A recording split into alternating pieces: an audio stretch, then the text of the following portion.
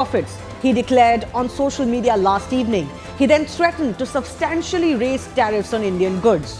Trump's logic: India should be blamed for the war, for the destruction, the deaths, and the fact that it is not ending, despite Trump employing his legendary peacemaking abilities for the last year or so.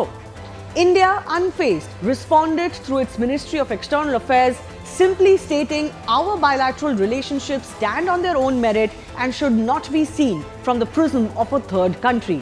Forget about any country. Does the USA of all expect that despite them using Pakistan and funding it for decades as a counterbalance to India, India will bow down to it? Will this act of singling out India cut any ice with anyone? In fact, Donald Trump is becoming a laughingstock across the world. That and more coming up with our guests. US hypocrisy on full display and called out is our top focus today on Plain Speak. Does this also mean that India won't be trusting the US in a hurry anytime soon? Next, our full focus on the tragedy that is unfolding in the hills of Uttarakhand, with multiple cloudbursts being reported now and scores of lives at stake. Later on the show, we also have a plain-speaking chat with actor Suchitra Krishnamurthy, who gives it back to pseudo-seculars for opposing the national awards to the Kerela story. As Trump continues to threaten India with more tariffs, India called out America's double standards. In a strongly worded statement, India issued a point-by-point rebuttal last evening itself. Just a reminder of what India said. Calling out US and European Union for targeting India for importing oil from Russia, India said it began importing because traditional supplies were diverted to Europe after the outbreak of the conflict, and it was the US who actively encouraged such imports. In its statement, India highlights that the US continues to import from Russia uranium hexafluoride for its nuclear industry, palladium for its EV industry, fertilizers, as well as chemicals. India added that Europe-Russia trade includes not just energy but also fertilizers, mining products, chemicals, iron and steel, machinery and transport equipment. While stating the facts, India said targeting India was unjustified and unreasonable. It added that like any other major economy, India will take all necessary measures to safeguard its national interests and economic security. Amidst the trade and tariff war, the Indian Army took a dig at the US by sharing an old newspaper clip from 1971, showing how the US had supported Pakistan for decades.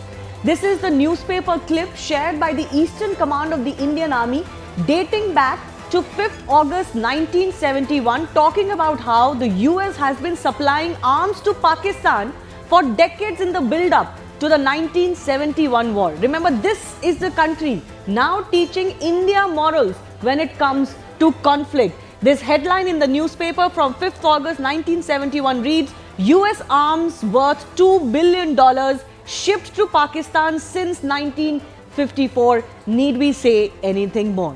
History now serves US a reminder. Despite shared democratic values, here's what America has done vis-a-vis Pakistan. 1971 war, the US backed Pakistan diplomatically and militarily, ignored reports of genocide in Bangladesh, and had already sent enough arms to Pakistan, its USS Enterprise, to deter India. In the Cold War, in the 1950s and 60s, remember it all started well before that, right after India's partition, Pakistan joined US-led alliances and received massive arms aid, while India was sidelined because it had taken the non-aligned stance. 1965 war, Pakistan used US-supplied weapons in its attack on Kashmir. The US stayed neutral but had already empowered Pakistan militarily. Like I said, they've always played these games with us as a counterbalance in the Indian subcontinent. The Soviet-Afghan war in the 1980s, much of what we face today in the Indian subcontinent is frankly the gifts left by this conflict. The US armed Pakistan to the teeth to fight the Soviets, overlooked its nuclear program at that time, and ignored India's concerns about cross-border terrorism. In fact, much of what we see in Pakistan and Afghanistan today have been the remnants of this era. Then, of course, Kargil war. Though the US pressurized Pakistan to withdraw officially and otherwise with its growing friendship with India, it had already supplied Pakistan with arms in the conflict. So it has always played this good cop, bad cop, and frankly, this routine is now old for India. While Trump attacks India for importing from Russia, it forgets that it continues to import a lot from a country despite imposing sanctions. So this is what the US itself is doing. At $806 million, US fertilizer imports from Russia between January and May 2025 were actually 21% year-on-year higher and 60% higher than the $503 million imported in the same period in 2021, which is pre-war. That's not all. Palladium imports have grown by 37% in the same period. Uranium imports have grown by 28% in the same period between January and May 2025. Here's more of what America continues to buy from Russia. Fertilizers, amongst the most significant remaining imports, fertilizers were the most important item from Russia to the US throughout 2024, over $1 billion worth. Non-ferrous metals or metals that don't have iron, like palladium and aluminum that I talked about, totaling $876.5 million in 2024 alone. Inorganic chemicals contributed more than 680 million plus to 2024 import totals. But this is not it. Let's take a deep dive and tell you exactly who all is buying Russian oil or oil-related products. Coal. From 5th December 2022 until the end of June 2025, China has purchased 44% of all of Russia's coal exports. India is at 19%, Turkey 11%, South Korea 9%, and Taiwan 4% to round off the top 5. Crude oil, again, China has been the biggest buyer at 47%, followed by India at 38%, EU at 6%, and Turkey at 6%. But look at oil products. Turkey is the largest buyer, has purchased 26% of Russia's oil product exports, followed by China and Brazil. LNG, and this is the kicker that nobody wants to talk about in the Western world. It's the EU that has been the largest buyer, purchasing 51% of Russia's LNG exports. This is justified because they need it for their energy concerns. Followed by China at 21% and Japan at 18%. Pipeline gas, again, EU the largest buyer, purchasing 37% of Russia's pipeline gas, followed by China and Turkey by 27%. So, as India calls out the US's hypocrisy, is there any justification for singling out India? That debate is coming up.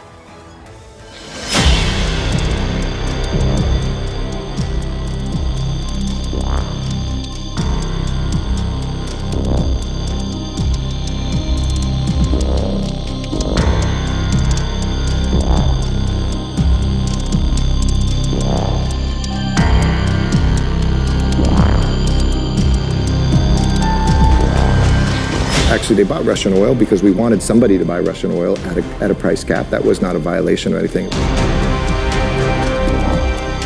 Collective desire is to see a fair and represented global order, not one dominated by a few. प्रधानमंत्री का विशेष रिश्ता है राष्ट्रपति Trump के साथ। पुराने मित्र है, my friend Donald, my friend Narendra Modi. हमें धमकी दी जा रही है कि रूस से आप तेल मत खरीदिए। ये दोस्ती बहुत कीमती निकली ना। The time has come to call out this constant bullying and hectoring.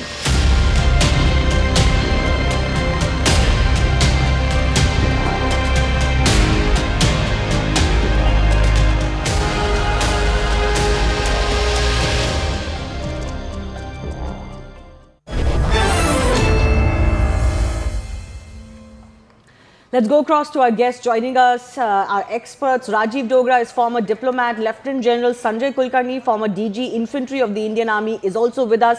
I'm also joined by a political guest, Anila Singh, spokesperson of the BJP, and Sujata Paul of the Congress Party. But I want to begin with Rajiv Dogra. Rajiv Dogra, were you happy to see that the usually reticent Indian MEA was very much giving it back to the US as far as its latest statement is concerned? Do you think there's a shift in the Indian mentality that we cannot take this lying down?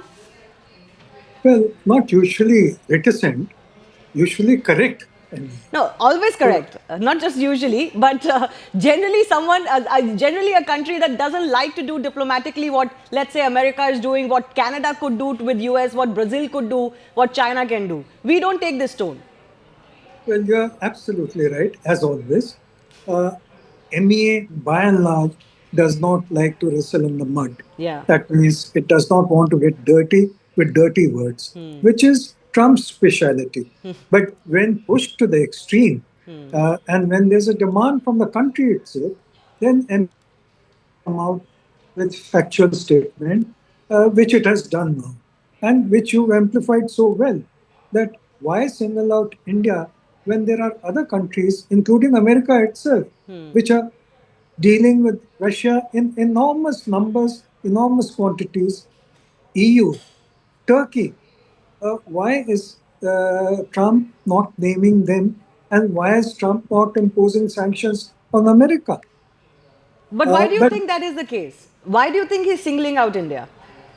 Well, there's a reason. And the reason is, as we've been debating over the last few days, it is the attractions that Pakistan is offering Trump. The attractions include the so-called crypto center in Pakistan for the entire Asian continent, which is a dream which Pakistan sells, like all mafiosi sell false dreams. Is never going to happen, because Pakistan is in dark ages after 7 p.m. in the evening, because there's hardly any extra electricity to be given to the civilians, because military uses it all. Yet they have promised 2,000 megawatt power constant supply to Trump's son to set up his crypto center. So that's a non-starter. The next illusion which Pakistan has spun is the so-called oil discovery. Yeah. Now, that oil discovery has been happening from the time of Zulfikar Ali Bhutto. It has never taken place, and it is never going to take place. But Trump feels that there are billions of dollars coming. There is another rumor going around, and that rumor is that Qatar, which has just gifted a $500 million aircraft to Trump, has been taking up Pakistan's case with Trump. And that is why Trump feels obliged to take up Pakistan's case. Otherwise, shouldn't he have taken up the issue of Pakistan using F-16 aircraft fighters against India during Operation Sindoor? Yeah. After all, American law forbids it. Why is there not even a single squeak from Trump on that? No, Why is but there... America has always kind of batted for Pakistan. It has always played that double game. In this case, he's not just cozying up to Pakistan, he's also deliberately singling out India on Russian oil. Is it because this is just tactic for the better deal, the trade deal that he so desperately wants? Or is it because India didn't give him credit when it came to the ceasefire between India and Pakistan? Something else seems to be going on. Well, quite frankly, you very wisely given me two options. But let me start with the credit part, Yeah. the ceasefire part. I think there we sort of, it may have been better to be discreet and to have kept quiet. Let him take the credit to the extent he wants, and let's not irritate him, because Trump has a monster's ego, and I think that got hurt. The second thing is that even if now we want to appease him, give him a favorable tariff deal to the disadvantage of our farmers and to the disadvantage of our industrial concerns, he will not be satisfied, because his big game is to pulverize India, to break its relationship with Moscow to the extent that we don't even buy a single needle from him. Yeah. He wants all the defense equipment to be bought from USA.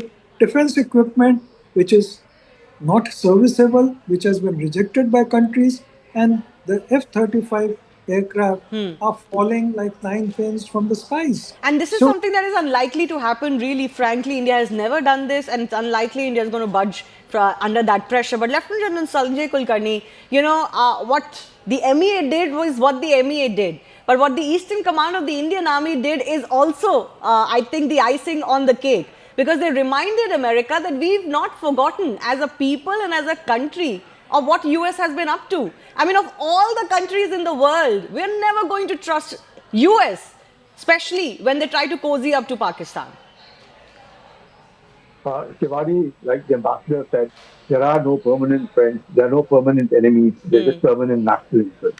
And in that case, we already knew, it's nothing new. It was just a feeling that after the Cold War, hopefully, America takes a turn. It didn't work because America has always been pro Pakistan. Because you look back, Tito, Pento, you see the kind of things that you've been telling, $2 billion worth of weapons. You saw it in 65 war. They had Patton tanks, saber jets, whereas we had all old equipment with us at that point of time. Again, most of it came from Russia to us, France to us. So therefore, we found that America was all along with the Pakistanis. You saw in 71 how Pakistan was used as a bridge to go to China. How Richard Nixon used it so often. How Kissinger used Pakistan to be able to go to China very often. They thought that China could be brought into a change, a democracy, and then be able to use their market. It didn't work. China used its own ways of doing things. So in that context, you find that America is not to be trusted much, that they are a democracy. We are also the world's largest democracy. But unfortunately, as it is always for United States, that despite being a democracy, they seem to be looking at someone one-point contact. They always found one-point contact with the chief of the army staff of Pakistan. And since 1947. And even when Pakistan has been created, it has been created by Britain with the view to be able to have a foothold in South Asia. And in that context, you see, America has, of course, substituted the Britishers in all that context. And therefore, the hatred of the Britishers towards the Russians has been seen as someone that the Indians, even after independence, a little before independence, even Mahatma Hari Singh, they feel closer to Russia. That is the reason why they did it on leave for 60 years. So no, if there was ever a way for US to really get India to understand its point, if that is the case, it would actually be by standing with India on the issue of Pakistan. It will not be by trying to spite India on the issue of Pakistan. But Donald Trump is employing the language of a bully, as many call him. He's doing that with the tariffs, he's doing that with the deal, he's doing that with Russian oil, and he's doing that with Pakistan because he feels that if you push and push and push, then finally the other side will come onto the table on his terms. But there's a lot of controversy on what India should have done domestically in India because of what is transpiring. Sujata Paul, I want to come to you first. What would you have the Indian government do differently? And why is it that the Congress party doesn't feel that they should stand with the Indian government at this time, not the BJP, the Indian government at this time when we are being attacked like this by Donald Trump? Good evening to you, to my co-panelists and to your audiences. The fact of the matter is that the government of India has played with the diplomacy of this country, with the foreign policy of this country. And that is why Mr. Modi went to the US to canvass and campaign for Mr. Trump when elections were to happen, after which, of course, Mr. Donald Trump lost. So the point is that all those programs which were being done, whether it was in Ahmedabad or in Houston, they have failed today. And we are seeing that when Mr. Modi says that मैं सबको पास ला रहा हूँ और हमारी policy थी कि हम दूर कर रहे हैं. So I want to know what has happened to the image of the Vishwa Guru. Second, what has happened to that pass la raha tha, and why is it that Mr. Donald Trump, who is his great friend, is now slapping tariffs on us and threatening us when, like you yourself have mentioned, about the various items which are being imported by the European Union and nothing is being done over there, and all the other things which are being imported by the US themselves. So there are double standards happening. And but doesn't that answer your question? Sujata Paul, doesn't that answer your question? That they actually don't have a stick to beat India with. They're just trying to maybe push India into getting a better trade deal. I'm just coming to that. Now, why is it that he's threatening us? If he was such a great friend of Mr. Narendra Modi, he would have said that I am going to give you more leeway as far as trade is concerned. But the way our youngsters have been treated, the way people have been deported, and the way they have been handled, and we have kept quiet. Don't forget, I'm not going to talk only about Indira Gandhi ji. I will also talk about Atal Bihari Vajpayee ji. Both of them were very clear that when it comes to national interest, we will speak up. Is Mr. Modi going to speak up? Now, if you expect officers to be replying to what Mr. Donald Trump is doing, definitely we are not being seen as a strong country. Okay. We are 140 crore people represented by Mr. Modi. Why is he not being able to speak up? Okay. That is the question. Anila saying 2 points. One is all of that diplomacy, Modi diplomacy, it doesn't seem to be coming to anything. Because US was supposed to be our big partner in this century going forward, and the entire relationship has plummeted. First that. My Ram Ram to all, and let me start by congratulating Modi's government, Bharatiya Sarkar, the way they have responded against the tariff threat from Donald Trump and his government. See, they have very well said that this particular threat is unjustified and unreasonable, and all necessary measures to safeguard national interests and economic security will be taken. And they also highlighted that what type of double standard this particular person is having. Like USA and EU, they both are having huge trade with Russia, and they are trying to teach us and preach us. And for once, I will say I'm very proud of opposition, that whether we talk about the opposition or our government, they or our party, they all are on same platform, and they are saying, shut up, Mr. Donald Trump. But they're saying you are not taking... No, but the opposition... complete- Once again, the opposition is saying that the government is not being able to take on Donald Trump mano a mano in some senses, because if the president of the US is saying what he's saying, it should be the Indian Prime Minister responding, right? Not just the MEA. See, whether we talk about the Prime Minister or the MEA, do you think that they are two different identities? Prime Minister is heading the government. And whether we talk about the MEA or any other ministry, they are part and parcel of the same government, which is being headed by the Honorable Prime Minister Narendra Modi ji.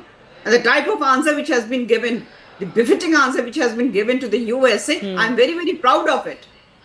This particular country, and especially if I talk about the Donald Trump, he came into power by saying, mega, let's make America great again. And unfortunately, I don't know in which gully he is trying to take USA. Okay. USA No, but is- once again, ma'am, don't you think that maybe like the Brazilian president, maybe like the former outgoing Canadian president, maybe like China doesn't do it like that in some senses. Maybe India also needs to adopt a stronger stance, and the biggest face of the country should do it, which is Don't you Narendra think- Modi. Don't you think that India has taken a stronger stand? No, I think India has. India Do you has, think that but it has a whether- different. whether MEA No, responds India or has, the- but it has a different impact when the Prime Minister speaks, right? So you are saying that MEA is not the part of the government? It is part Don't of the you think government. It's not the reply PM. Which whenever Prime Minister speaks, his action speaks more than his words. Okay. I Actions am speak going to- louder. Sujata Paul, I'll give you 30 seconds, ma'am, to come in. I'll go to our experts as well. I appreciate the Ministry of Commerce and Industry, which has reiterated its commitment to India's national interest. And if we have the EAM speaking up right now, should the Prime Minister also not tell the country that he's also working for national interest, or isn't he working for national interest? When you are talking about Surely all you the have to give imports me that are 10 happening, seconds. there is a total silence from him, and that is what is the problem. And the danger is that agriculture has been hit by the farm laws earlier, which they had to retract, and now if this is liberalized, as per the pressures of the US, imagine what it will do to our own farmers. So we need to give a clear message to them, and the clear message can only come when the Prime Minister speaks and tells them that this is a country of 140 crores, and I am speaking on behalf of them. We are not going to cow down. And I'm sure they are going to back off, because we are the big market for them. So the Okay, message okay, has fair to come enough. from the 30 Prime seconds to Anila ji, please. All right. Shivani, I just have to mention two things here. Number one, that we are sovereign, independent country. We make our own decisions. We do not want any big brother or a boss who is going to tell us that how and in what way we have to do. We have to do our trade. And secondly, if USA tries to do something wrong, if he wants to do some arm twisting with us, then USA knows very well that amount of trade which USA and India deals with, USA will be in loss if he loses India. USA will be in loss. Okay. So what Donald Trump is doing, he is simply, his words are totally empty. And his voice is like empty vessels make noise. This is what he is doing. And yes, our Sujata prime Paul, we minister can is very see the strong, hugs strong between government. Donald Trump and Narendra Modi. Ma'am, we can see that. You can keep the phone Sujata, down. I can see. I know these pictures very well. And our prime minister knows how to deal with such people. Okay, can I bring in our experts as well? 30 seconds each. To Rajiv Dogra first. Do you think there is some scope for the Indian Prime Minister to get into this? Or do you think, as we earlier discussed, this is not how India does it? Well, I don't think Prime Minister should respond to every sentence or every invective that comes from Donald Trump's side. Some of his statements are a response. In fact, what he said recently, yesterday at a public meeting, was a response of sorts, that we have to take care of our internal needs first, our agricultural needs first. So he doesn't have to use the same language as Trump is using. Plus, as you very rightly pointed out, and one of your panelists did, that when MEA speaks, it speaks on behalf of the Prime Minister. When any other ministry speaks, it speaks on behalf of the Prime Minister. So he doesn't have to get involved with every little minutiae. I think on that score, we're doing reasonably well. Okay. Right? 10 seconds. Okay, no, yes, Sujata Paul, very quickly, then Major General, please. You know, he's not speaking on behalf of the Prime Minister. He's supposed to speak on behalf of the government of India. And nobody, Prime Minister doesn't need protection from people. And the language is not what we are talking about. He can give a clear message in his own language, in our language, the language of India, Bharat. Okay. He has spoken, as Rajiv Dogra mentioned, Sujata Paul, he has reference to what is happening in the world, particularly in context of trade deals, etc., in a rally as well. That is a message to the general public. But you are saying you should respond to Donald Trump's statements the way that Donald Trump is attacking India. Lieutenant General, you have a view on this? Which way should India go? In some senses, many other regional power, many other global powers, some of US's very old allies have had to stand up to Donald Trump's bullying, and their top leaders have had to do it. We shouldn't bother about bullying, Shivani. 98 nuclear sanctions by USA, effect on our GDP 1%. Tariffs now, effect on our GDP 0.1%. Pharmaceuticals, energy, electronics, zero tariff. All these comprise $12 billion of electronics, $11 billion of pharmaceuticals, $4.5 billion of energy. No problem. I don't understand. All these pressure tactics by Americans, they will soon realize that India is the only democracy that it can stand up to. And of course, our ties with Russia are time-tested, steady, and we must continue to be it. What the Americans here are Russia, India, China, they get together, or even BRICS get stronger, with Brazil wanting to show eyes to America. That is what is bothering Donald Trump. That if these countries get stronger, where do they go? So is it better to ignore him? Is it better to not give him the time of day from our highest office? No, nothing. We should just carry on doing what we are doing. Just ignore it. Okay. If Pakistan can become Umrah Jan of America, it doesn't matter. Pakistan can go and sit in the lap of China, it doesn't matter. India is India and will continue to remain Bharat, and so it should be. No, I'm glad you reminded me of this, because a lot of people are commenting how, Islamabad does diplomacy so much better with Washington. We all know what that diplomacy is based on. India will never do it like that. So if it means that we're not going to get from the US what Pakistan gets from the US, so be it. That's our stated position. We don't want it.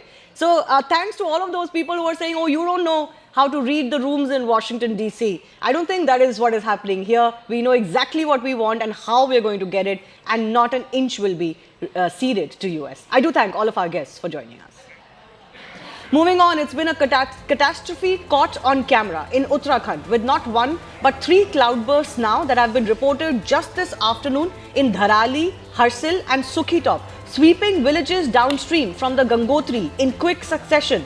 Teams of the NDRF, the SDRF, ITBP and the army are at spot to initiate rescue operations even as they are ongoing on a war footing. 4 people, we are told, have lost their lives. Prime Minister Narendra Modi and Home Minister Amit Shah have spoken to the Uttarakhand Chief Minister, assuring all help to the state government from the centre. But take a look at some of these visuals which have absolutely caused panic across the country. The first cloudburst occurred in Dharali village, located in Uttarkashi district near the Kheer Ganga river. This is a region on the pilgrim route to Gangotri Dham. Initial images showed the extent of the damage, with several houses, hotels, homestays swept away by flash floods and landslides. At least 4 to 5 people are reportedly have died here, but many more are feared missing and under the debris.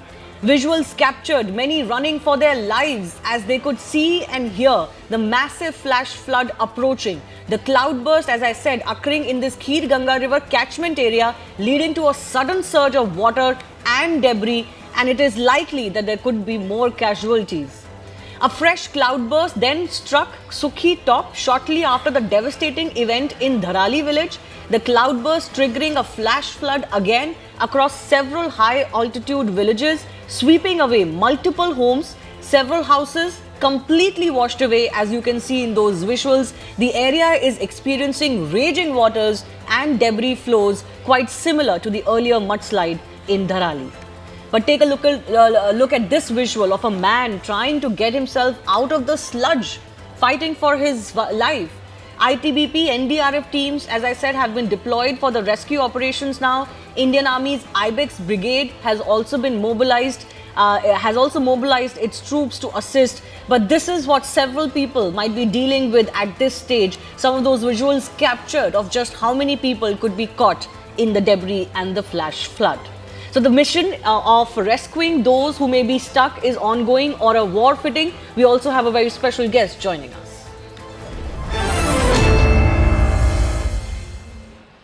I want to go across to OP Singh, former DG of the NDRF employed in the rescue operations along with the SDRF and others. Sir, your first sense of the visuals that we have seen?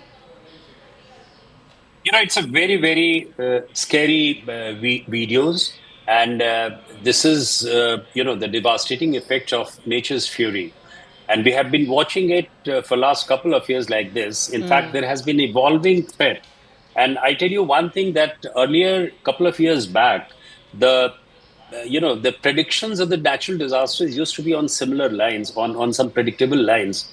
But nowadays, mountain disasters are evolving rapidly due to the impact of the climate change. I wouldn't like to go back into the historical part, but 2021, we had incidents in Chamoli. Yes. In 2023, we had in Sikkim, and in 2024, we had in Kerala. And now the floods are, and this is very remarkable, that now the floods are gravitating from rivers to cities.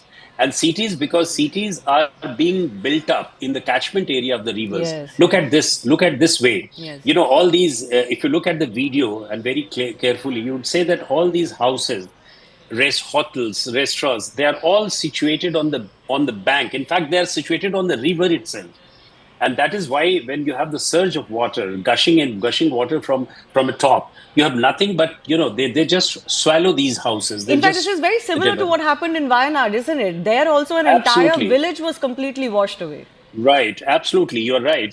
Because the pattern is almost similar. And in that situation, what happens is there are many challenges of rescue operations. The first and the foremost is the ground becomes totally unstable. And because of the instability of the ground, it becomes very difficult to carry out the rescue operations. And you might have received the news here. Even in Uttarkashi, the teams are finding it so difficult to reach the spot because the roads are blocked. There has been lack of communications. Even the air operations cannot be done so smoothly because of the bad weather, because of the inclement weather. And you might have some dead bodies because as we have heard the district magistrate of Uttarkashi saying that there are 4-5 deaths or maybe even 10 deaths occurring there. But it will be very difficult to retrieve the dead bodies because of the slush, because of the muddy water. And the ground situations cannot be appreciated so early. And the sooner we do it, the better it is. And so secondly, how much time do you think the teams will take to kind of, get a hold of the situation there? It depends on what kind of area you are going to cover. If you have the larger area, extensive area, it becomes very difficult because even the rescue operations, they have to see their own lives not being in danger. Exactly. They have to go there and they have to find it out. So it becomes very, very difficult. It becomes very challenging. But as the district magistrate, the district administration, they're monitoring the whole situations, and a lot of agencies are working there. SDRF, NDRF are there, SDMA is closely watching it, and Army and ITBP Jawans are there. And on top of it, you have the district administration. But the most important thing is that you need to have the services of the local trained volunteers. They would be much more helpful and handy, rather than, because they know the area, they know the geography, they know the entire domain and terrain also. So that way, they can be more They can be of great help. Sir, just give me a minute. I want to just play out some of the reactions that have come in, especially from the administration, and then I'll come right back to you. Uttarkashi जनपद के धराली क्षेत्र में बादल फटने की अभी सूचना आई है और बहुत तेज गति से मलबा आया है पानी के साथ। हमारा प्रयास है कि इस समय में सभी को जल्दी से जल्दी राहत के काम किए जाएं, बचाव के कार्य किए जाएं। जिला प्रशासन के लोग वहां पहुंच रहे हैं, साथ में हमारी सेना के लोग, एनडीआरएफ, एसडीआरएफ, आपदा प्रबंधन विभाग लगातार कोशिश कर रहा है कि हमारी सर्वोच्च प्राथमिकता है कि सभी को इस समय राहत की जाए, सभी को बचाया जाए और हर प्रकार से जान माल की सुरक्षा की जाए।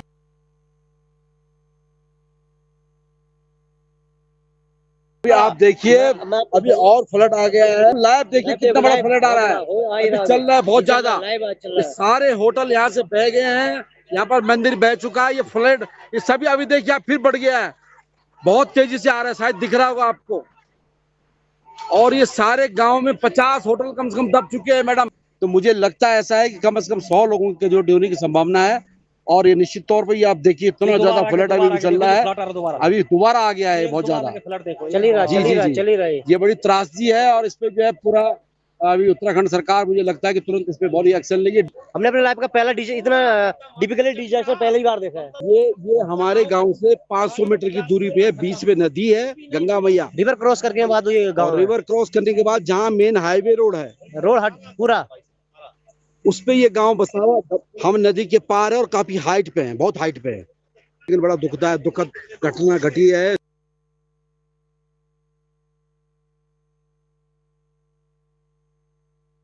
देखिए, चूंकि सड़क का भी संपर्क मार्ग बाधित हो गया है और पुलिया भी वहां से बह गई है, तो उसके लिए हम लोग अभी बीआरओ से भी और ईएनसी इंजीनियर इन चीफ हमारे पीडब्ल्यूडी के हमारे साथ हैं।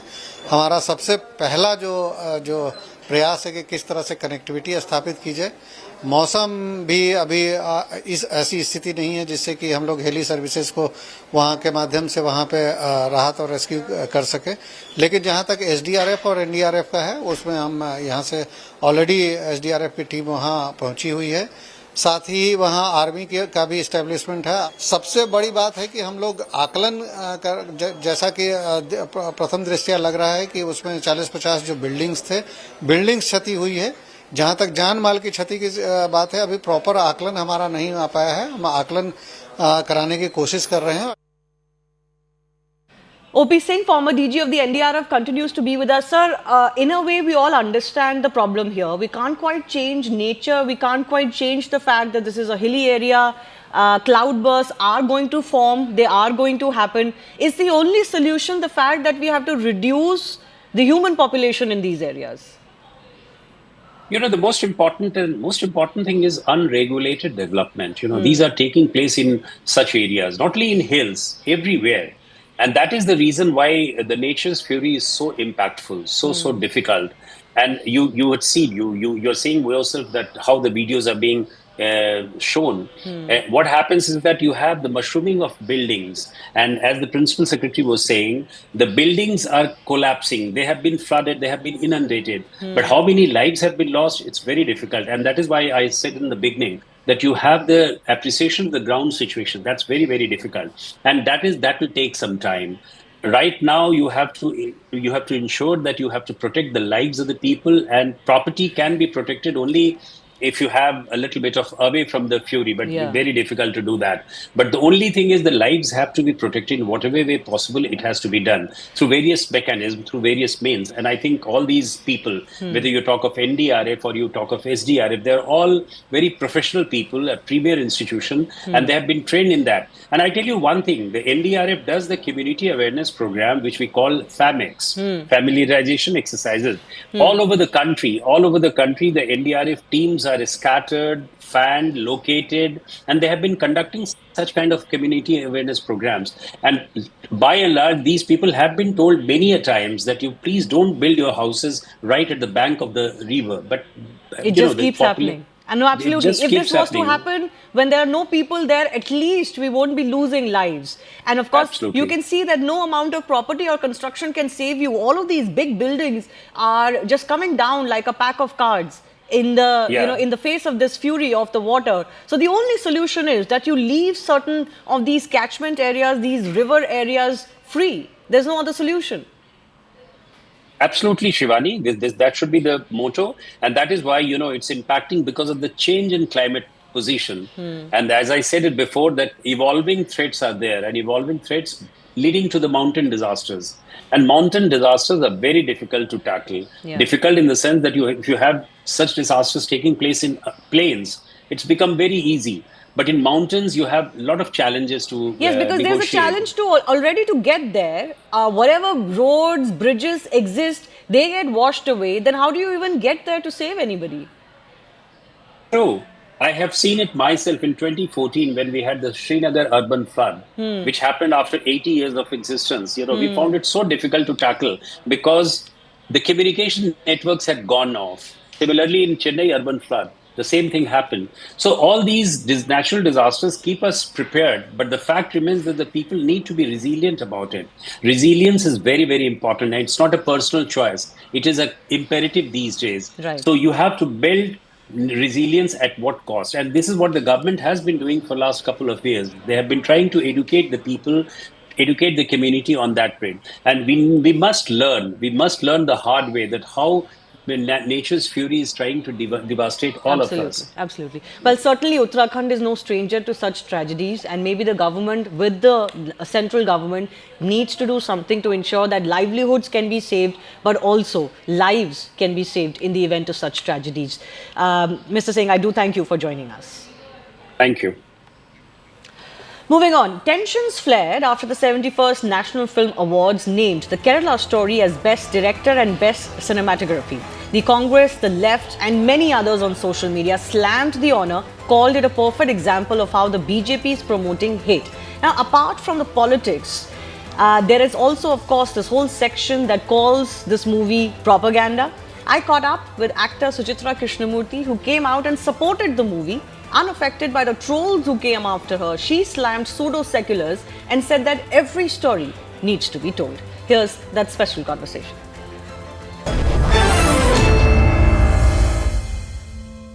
And joining me now on this raging controversy that refuses to die down is actor and artist, singer Suchitra Krishnamurthy. Suchitra, thanks a lot for speaking to me here on Plain Speak. You've done a bit of plain speaking yourself as far as the entire Kerala story row is concerned, but you've got a lot of hate back. First of all, what made you tweet in support of Kerala story? And you also used the term pseudo-seculars. You were certainly hitting out at a particular lobby. Yeah, because my feed, whether it's on Instagram or it's on Facebook, it's just full of rants about this. So it was just annoying me. I mean, did anybody dare call Schindler's List a propaganda film? No, right? So a story has a right to be told. Everything is not a religious, political issue. A story has a right to be told. I have seen interviews of girls who have talked about this, that families of it's happened to. Yeah. So just because of some pseudo secular mindset where you think everything needs to be brushed under the carpet, and you want this to be like, I'm so bye. But these are issues that are happening in the world. Everybody has a right to tell their story their way. Yeah. It's almost like taking the voice of the victim away, that you can't tell your story because it might upset just some to people. Appease a certain a clique of people that have are dominating and directing this narrative. You know, it's all politically controlled and it's a brainwash. People have a right to expression. People have a right to tell their stories and tell it their way. And that's what my the tweet that followed was for those trolling me. अपनी खुद की picture बनाओ ना भाई. Tell your story. We listen to that also. You have a justifying viewpoint. Give it to us. We'll listen to it. We are intelligent, rational people. It's almost as if we cannot talk about certain crimes regardless of whether it's women victims on the other side, just because it may upset someone. And this ISIS, is it ISIS or ISIS? ISIS, yes. ISIS. This ISIS infiltration is not only in India. It's all over the world. Yes. You know, and it's only in India that people are not even willing to take the name. They're pretending like, nahi, ऐसा कुछ हुआ ही नहीं. भाई हो रहा है. Not just in India, पूरी दुनिया में हो रही है. We should feel proud that we are telling these stories. That people have the guts to tell these stories. That perhaps other nations don't have the guts to tell. We should be proud that we are bringing it to the fore. I feel these stories need attention. They need a dialogue. They need a global dialogue, not just within India. But do you feel there's some pseudo seculars are making it like, nahi, this is all about religion. It's a political thing. Ye political party ko bash karo, ye political party ko badhao. It's nonsense. As a public, we can decide what we want to see, what we want to consume, what we want to talk about. But even if there is let's say, a religious undertone to this film, let's say it does talk about religious fanaticism of some kind. ISIS is what? It is a religious fanatic terrorist group. You can't escape that theme. They are a terrorist group, But you can't escape that theme. So am I not supposed to talk about anything that has the Islamic terrorism theme to it? That's exactly my point. So I think this kind of bullying that has started in the public discourse, where you can't say anything, you can't say anything. I mean, you bash Diwali, patake, you bash holy colors, that's secular. But you say something about that's actually happening in the world, you're a bhakt, you're a whatever. I don't care what people say about me, frankly, because I think I have a right to express myself. You can't just pretend that wear rose-tinted glasses and pretend, hum sab bhai bhai. Nahi bhai, ye terrorism ho raha hai, ye religious terrorism is very rampant. Do you think it's not because just in India, all over the world? But do you think it's because people don't want to take on Islam or Islamic radicalism? Everybody else is criticized. Everybody else is called names, like you talked about. I mean, we don't hold back when we want to criticize. Because the repercussions are so high. And see, when I make a tweet about the Kerela story, I think it's a very well-made film. I think it's also a very well-made film. It's a gutsy film. I have no religious agenda. I would happily call myself agnostic to some level, though I do too much Ganesh Puja to be agnostic, but you know what I mean. It's like I don't really, I'm not such a religiously kind of focused person. But I think these are important stories, and people have to stop trying to hide and stifle the truth under this moral outrage, this false moral outrage that they're pretending to feel, just to suppress a very important dialogue. Frankly, when I saw Chhaava, I walked out because after a point I felt it was too much propaganda. It was too jingoistic. Okay. So I walked out. So I think when it's taken to extreme levels, anything is, I don't want to see Hindu fanaticism either. Exactly. It puts me off. So, but it's my individual choice also how I want to react. I found Chhaava very propagandistic, frankly.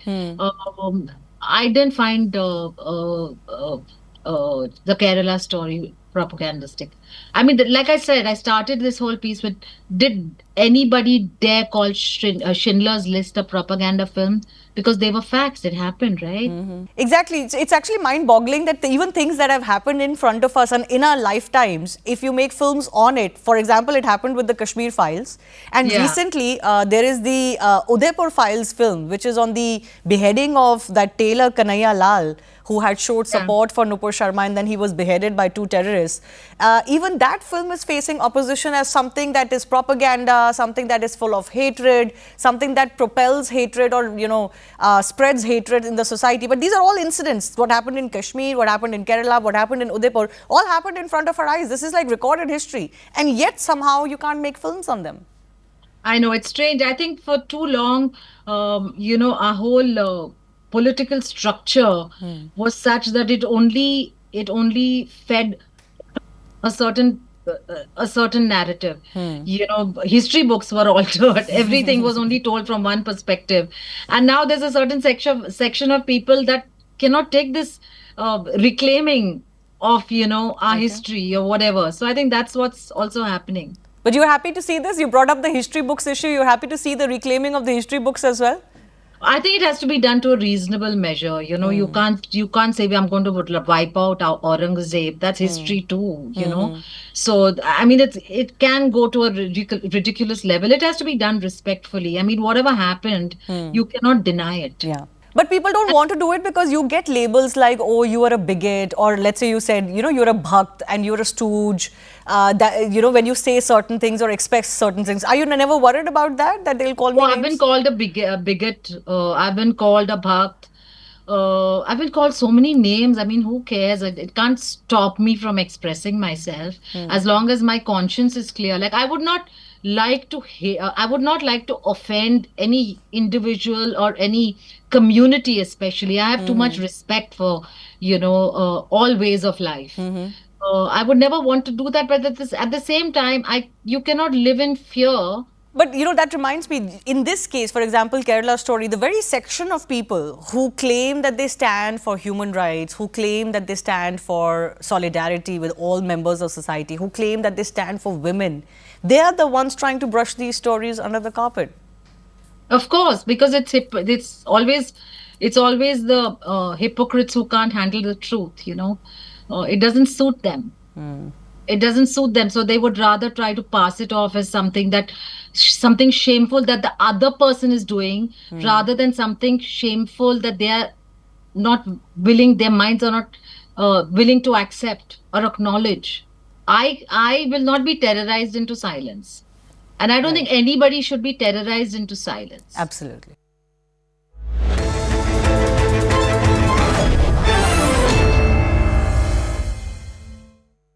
Brought to you by JP Nadda on the other side, Raksha Mantri Rajnath Singh, and look at the kind of BJP presence there really. Aman, tell us a little bit about what's happened the last few minutes. You spoke briefly about women MPs felicitating the Prime Minister, seated right next to or besides the Prime Minister at the NDA Parliamentary Party meeting. But there's so much josh that one can really see, among everyone who's present there. And are we seeing a full attendance of the BJP MPs? Yes, almost a full attendance to a number of BJP MPs are present, not just BJP MPs, even the NDA leaders for various parties were also present on the occasion. Sanjay Jha from the JDU, other members of the NDA alliance were also present on this occasion. And of course, this is a big occasion because, Operation Sindoor being the phenomenal success it has been, it's really been a big talking point inside the parliament all this entire session. And the opposition was the one which demanded that Operation Sindoor should be discussed, and the government gave a very, very, I would say, a liberal time for the discussion, 16 hours each in both houses of parliament. In fact, the discussion went on for beyond the 32 hours as well, which Kiran Rijiju explained when he was speaking, and how a record number of MPs were allowed to speak in the discussion. And of course, the highlight were the speeches by Defence Minister Rajnath Singh, Home Minister Amit Shah, and finally by Prime Minister Narendra Modi, when he, when Mr. Kiran Rijiju saying that the Prime Minister's speech was historic because it demolished the various narratives that the opposition was spreading regarding Operation Sindoor, questioning our losses, questioning the role of the US, and how the Prime Minister had completely demolished all those narratives and set the record straight on many such issues. So clearly the BJP MPs, the NDA MPs in fact seem in high spirits today. And today is also August 5th, which is a date, which is fondly remembered by the BJP because in 2019, this was the day when Article 370 was abrogated from JNK, and the government had brought a bill regarding that bill to the parliament at that time, which led to the abrogation of Article 370. So August 5 holds a special significance for the BJP. this NDA parliamentary meeting on the same day. As I said, the Prime Minister is about to speak now on this occasion. We got a glimpse of what Kiran Rijiju was speaking when the media was inside, but now the BJP parliamentary meeting is a closed-door meeting after that, and the Prime Minister would soon be speaking.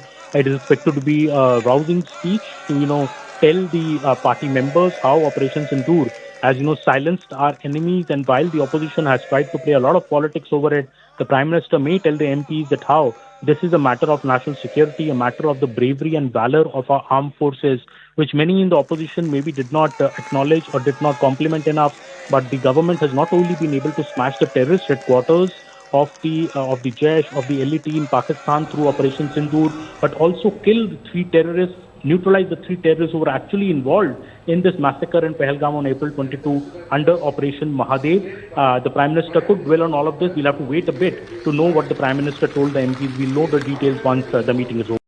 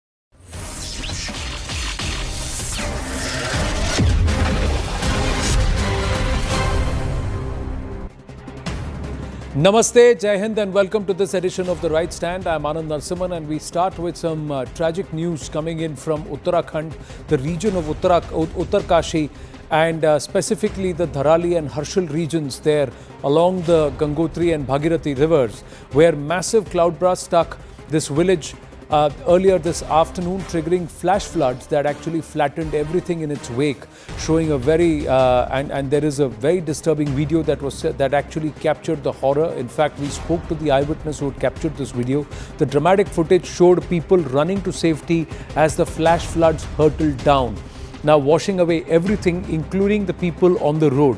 Now, the horror in the Himalayas was caught on camera. The most dramatic video was from Dharali. Now, have a look at this. This is how the water was actually flowing down from the mountains, and look at this, the amount of slush, rubble and water coming, that it smashed 3-4 story buildings in its wake. and at least 20 to 30 buildings can be seen only in one of these videos that's been captured by someone who is on top of a hill. Other areas that were impaled because there were 4 cloudbursts in 3 regions: the Dharali village, the Suki Top region, and Harshil. Now, the mudslide and a cloudburst hit Dharali village, which is around 4 kilometers north of Harshil on the Gangotri axis. If we can have the map, we can just show it to show which are the places where this actually happened. Dharali is the main stopover on the way to Gangotri and is the home to many hotels. Now, have a look at this. So, this is where the main cloudburst happened. This is the visual of Dharali. This is there are a lot of guest houses, hotels, and also there is a village, local residents, and people have their vacation homes built here. Why? Because Dharali is the last stop before we get to Gangotri. Now, further down here, not so far away from Dharali, what happened is Harshil. At Harshil, there is an army base camp. The Rajputana Rifles have a camp there, and close to that army camp also there was a cloudburst, and those videos also came. But it is this army group here which is the first respondent to Dharali. Further, there is another place just a little away called Suki Top.